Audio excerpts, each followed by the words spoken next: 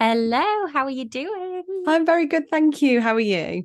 I am very well, thank you. I am very well. And today we're going to hop straight in, aren't we? Yeah. Yeah. So there was something that I really wanted to talk about because it's something that I'm learning and exploring and discovering at the moment. And this is living in tune with our cycle. And Mm. I had a bit of a moment over summer where we were at Soul Circus and we were listening to Kirsty Gallagher. And at the beginning of her talk, it was such just an aha light bulb moment where she was like, the 9 to 5 day is actually built around a man's cycle because a man's hormonal cycle is every 24 hours, whereas a woman's cycle, as we know, is monthly. Mm.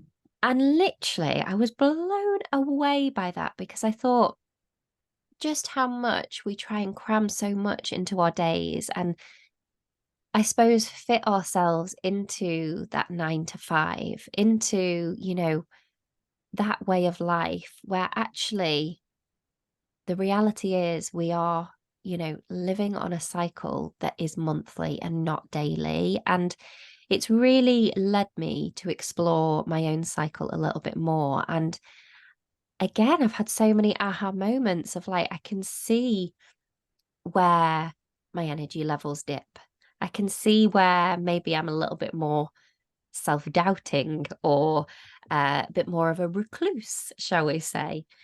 And it's been really, really interesting to just log it. So that was the conversation I wanted to have today is just how much we're trying to slot ourselves into a day-to-day routine that actually, if we lived in tune more with our cycle, we might actually really benefit from that.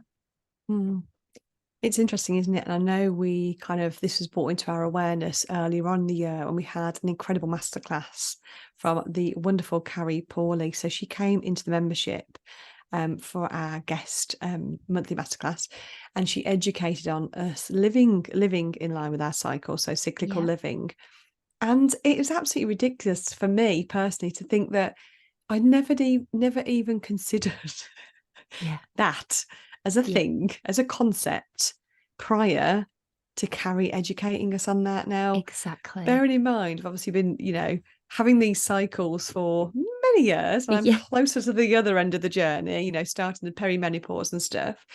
And it was just such an aha moment during that masterclass to go, oh yeah, I'm not going to feel the same in the third week as I feel in the first week or the second week or the fourth week of my cycle. And Yeah. she explains it so well about how we go through seasons during that cycle. And you get it, don't you? All of a sudden, you're like, well, there's parts of the month where I don't want to go out. I don't want Yeah. to socialize. I want to hide under the duvet, eat all the chocolate in sight, Yeah. versus the time in the month where I'm super social butterfly and I'm spring cleaning and everything's wonderful. And yeah, it just kind of took me by surprise to recognize that I just never even, I think I'd always kind of expected myself to be able to perform Yeah. the same equally throughout the Yeah. month and kind of not really giving myself a break when I'm, say, in the winter period of that month.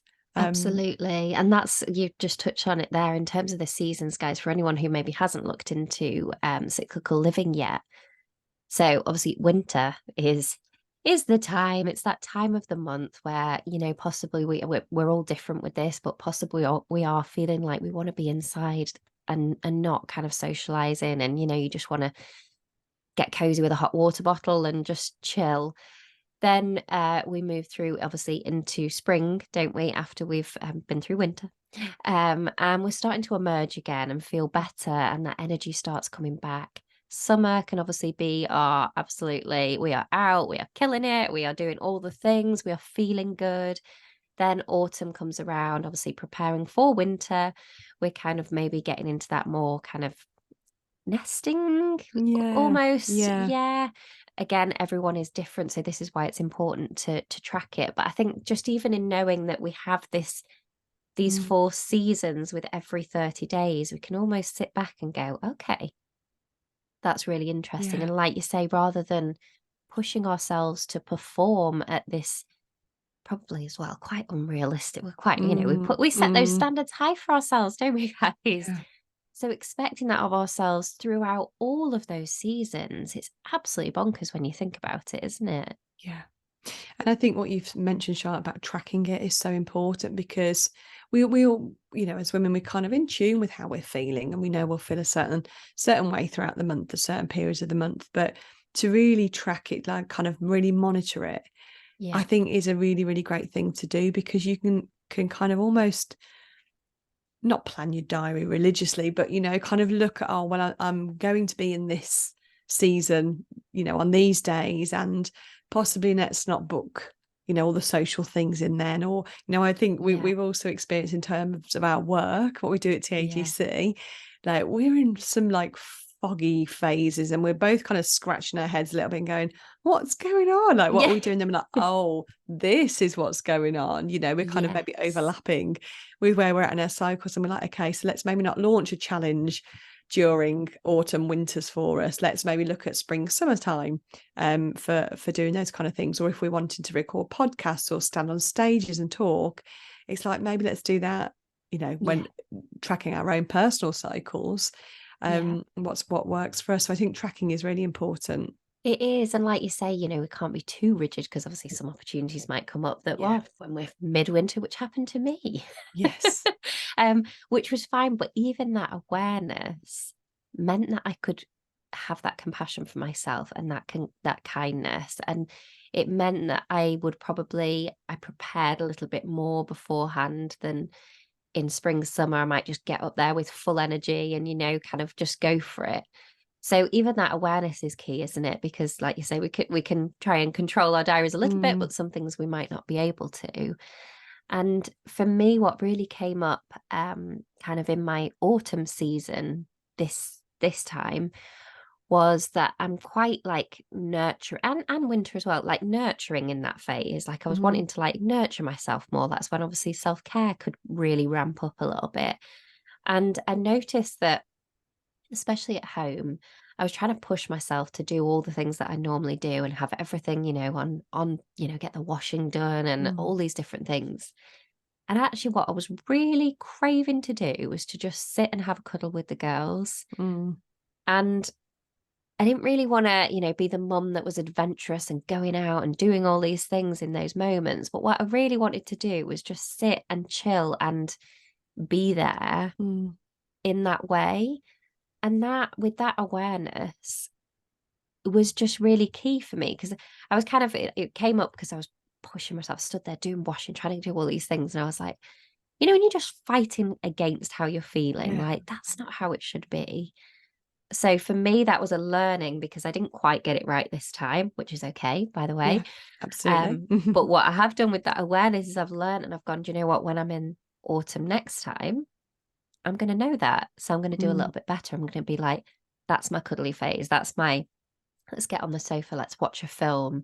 Let's sit cozily and play with Mm. some dolls or, that kind of more, you don't have to go out, but you can still be who you want to be in those Yeah. moments.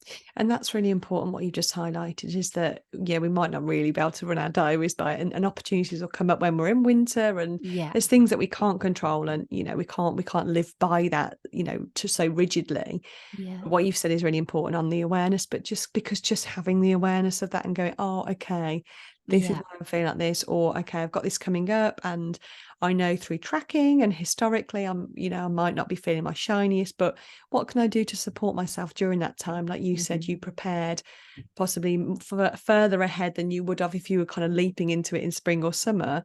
And I think that is really key, because we can kind of make those conversations in our minds work for us as well. So we can be kinder to ourselves, we can be more compassionate and more Yeah. forgiving, and just know that it's okay we're going to feel all the feelings throughout Mm-hmm. the month. And they'll be different, and each day will be different. And just having that knowledge of what's going on allows us to be kinder to ourselves and go, it's okay. I'm doing Yeah.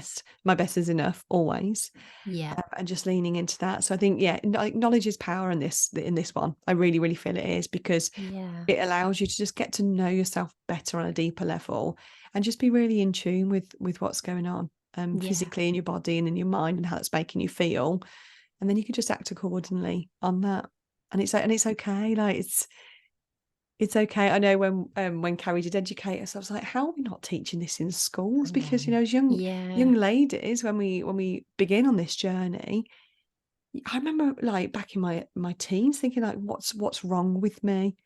What's going on? What's wrong with me? And I, Yeah. it's not a nice feeling, is it, to think there's something wrong with you? And there's nothing wrong with anybody, but not really understanding the feeling, the No. ups and the downs. They can be quite extreme Yeah. throughout the month as well.